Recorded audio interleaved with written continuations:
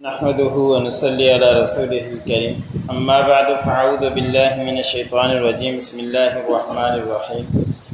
وأنذرهم يوم الحسرة إذ قضي الأمر وهم في غفلة وهم لا يؤمنون إنا نحن نرث الأرض ومن عليها وإلينا يرجعون واذكر في الكتاب إبراهيم إنه كان صديقا نبيا إذ قال لأبيه يا أبت لم تعبد ما لا يسمع ولا يبصر ولا يغني عنك شيئا يا أبت إني قد جاءني من العلم ما لم يأتك فاتبعني أهدك صراطا سويا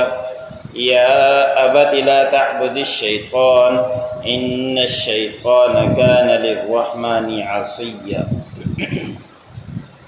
سورۃ مریم کا درس چل رہا ہے۔ اسی سورت کی آیت نمبر 39 سے لے کر 44 تک تلاوت کی گئی۔ گزشتہ آیتوں کے اندر اللہ رب العزت نے حضرت عیسیٰ علیہ السلام کے واقعے کو بیان فرمایا، ان کی ولادت کا تذکرہ بیان فرمایا۔ پھر اللہ رب العزت نے ان لوگوں کے متعلق بیان فرمایا کہ جو حضرت عیسیٰ علیہ السلام کو نبی کے ساتھ بڑا مرتبہ اتنا دیتے ہیں کہ اللہ رب العزت کے طرف بیٹے کی نسبت کیا کرتے ہیں کہ عیسیٰ علیہ السلام اللہ کے بیٹے ہیں، اور کچھ کو دے کے دیتے ہیں کہ یہ لا ولد ہیں، اور اس طرح کی باتیں کیا کرتے تھے۔ تو ان کے متعلق اللہ رب العزت نے سخت وعید بیان فرمائی کہ ایسے لوگوں کے لیے جو انکار کرتے ہیں، کفر کرتے ہیں، ان کے لیے حاضری کا دن ہے، قیامت کا دن ہے، بہت بڑا سخت دن ہے۔ وہاں ان کو ان کے عذاب دیا جائے گا اور ظالم لوگ وہاں گمراہی کے اندر مبتلا ہوں گے۔ پھر اللہ رب العزت نے آج کی آیتوں میں فرمایا کہ ان کو ڈرائیے افسوس والے دن، حسرت والے دن، کہ جب وہ حسرت والا دن آئے گا،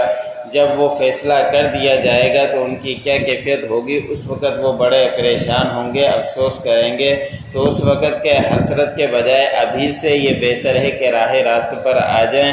اور پھر وہ دن غفلت میں ہوں گے، اس دن جو ایمان نہیں لاتے پھر وہ افسوس بھی کریں گے، اور غفلت میں ابھی جو پڑے ہوئے ہیں غفلت میں، لیکن قیامت کے دن پھر افسوس اور حسرت کچھ فائدہ نہیں دے گا۔ اس لیے آپ کو ابھی ان سے ڈراتے رہیے ان سے کہ ابھی راہ راست پر آ جائیں، اور جو عیسائی ہیں وہ بھی راہ راست پر آ جائیں، جو مشرک ہیں وہ بھی راہ راست پر آ جائیں۔ اس وقت پھر حسرت کسی کام کی بھی نہیں ہوگی۔ پھر اللہ رب العزت نے فرمایا کہ جو کچھ دنیا کے اندر ہے ہم اس کے وارث ہیں، زمین کے اوپر ہے ہم اس کے وارث ہیں، ساری کائنات کے وارث ہم ہی ہیں، سب کچھ ختم ہو جائے گا لیکن اللہ رب العزت کی ذات باقی رہے گی، اور سارے کے سارے اللہ نے فرمایا کہ ہماری طرف ان کو لوٹ کر آنا ہے۔ اس لیے ایسی زندگی گزاریں کہ قیامت کے دن پہنچ کر وہاں افسوس نہ کرنا پڑے، وہاں پچھتانا نہ پڑے، کیونکہ وہاں پچھتانا پھر کسی کام کا بھی نہیں ہوگا۔ جتنا بھی چاہے وہاں واویلا کر دے، وہاں کچھ بھی ان کے لیے آسانیاں نہیں ہوگی۔ اور ان کے لیے مفسرین نے لکھا ہے، حدیث مبارک میں آتا ہے کہ سب سے زیادہ مشکل دن اس وقت ہوگا کافروں کے لیے جب جنت اور دوزخ کے بیچ میں مینڈھے کو لا کر ذبح کر دیا جائے گا، کہا جائے گا کہ یہ ہے موت، کہ اب کسی نے کبھی کسی کو موت نہیں آنی، اب جو جنتی ہے وہ ہمیشہ جنت کے اندر رہے گا، اور جو جہنمی ہے وہ ہمیشہ جہنم میں رہے گا۔ ان کے لیے اور بھی زیادہ افسوس کا دن ہوگا، حسرت کا دن ہوگا، لیکن پھر وہ کسی کام کا بھی نہیں ہوگا۔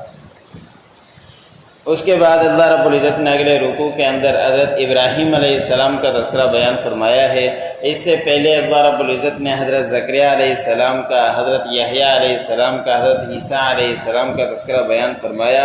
اب حضرت ابراہیم علیہ السلام کے تذکرہ میں فرمایا کہ حضرت ابراہیم علیہ السلام کا ذکر کیجئے کتاب میں، بے شک وہ اللہ رب العزت کے سچے نبی ہیں،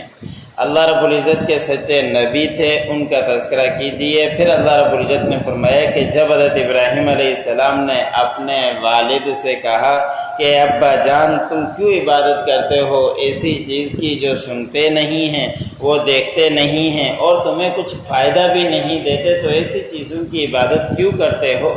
حضرت ابراہیم علیہ السلام کے والد کا نام جو صورت غالباً نساء کے اندر یا آل عمران کے اندر گزرا کہ آزر نام تھا، اور مفسرین نے لکھا ہے کہ کچھ لوگ کوئی دوسرا نام دے دیتے ہیں، تاریخ معلوم نہیں کہ دوسرا یا اس طرح کا اور نام، تو اللہ رب العزت نے جب آزر کہہ دیا وہی ان کے والد ہیں، اس کے علاوہ کوئی اور نام وہ چچا تھا یا دیگر تھا اس کے والد نہیں تھے۔ حضرت ابراہیم علیہ السلام کے یہ والد اس وقت کے نمرود کے بادشاہ کے وزیر ایک طرح سے تعلیم تھے، یعنی جہاں کہیں بتوں کے کمی ہو جاتی وہاں بتوں کا انتظام کرنا حضرت ابراہیم علیہ السلام کے والد کے ذمہ تھا کہ وہاں کے وہ انتظام کیا کرتے تھے، بت بنا کر تراش کر وہاں چھوڑا کرتے تھے۔ تو حضرت ابراہیم علیہ السلام اپنے والد کو بڑے اچھے انداز سے، پیار والے انداز سے، یا ابتی، جس طرح ہم اردو میں کہتے ہیں کہ ابا جان، ابا جی، تو اللہ رب حضرت ابراہیم علیہ السلام نے اسی طرح بڑے پیار اور محبت سے پکارا، حالانکہ مشرک ہے، شرک کرنے والا ہے، بتوں کو بنانے والا ہے، بتوں کی پوجا کرنے والے ہیں، لیکن ہیں تو والد، تو اس کے لیے بڑے اچھے انداز سے اور پیارے الفاظ سے حضرت ابراہیم علیہ السلام اپنے والد کو بلاتے رہے،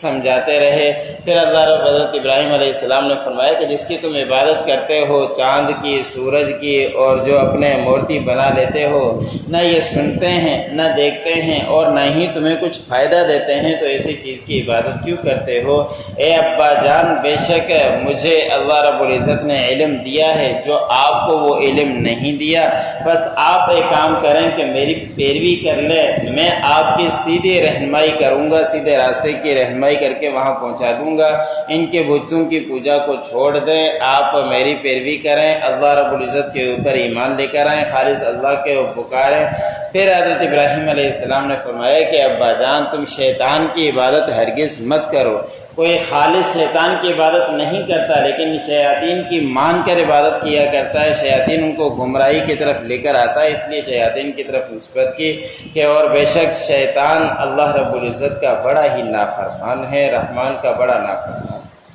وَأَنذِرْهُمْ يَوْمَ الْحَسْرَةِ إِذْ قُضِيَ الْأَمْرُ، اور ان کو ڈرائیے اس دن سے، اس افسوس والے دن سے، حسرت والے دن سے، جب وہ فیصلے کا دن آئے گا، فیصلہ کر دیا جائے گا۔ وَهُمْ فِي غَفْلَةٍ وَهُمْ لَا يُؤْمِنُونَ، اور وہ غفلت میں پڑے ہوئے ہیں، وہ ایمان نہیں لاتے۔ اِنَّا نَحْنُ نَرِثُ الْأَرْضَ، بے شک ہم ہی زمین کے وارث ہیں، وَمَنْ عَلَيْهَا، اور جو کچھ اس کے اوپر ہے، وَإِلَيْنَا يُرْجَعُونَ، اور ہماری طرف ان سب کا لوٹنا ہے۔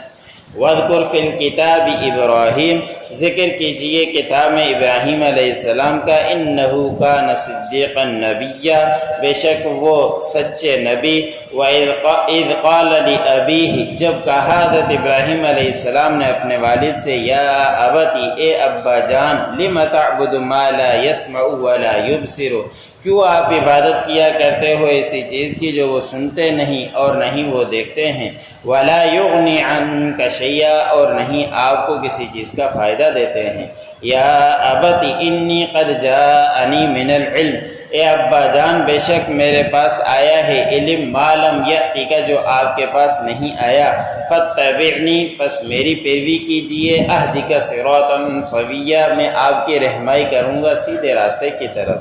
یا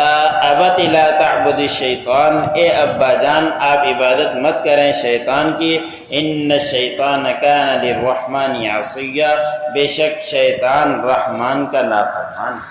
جو پڑھا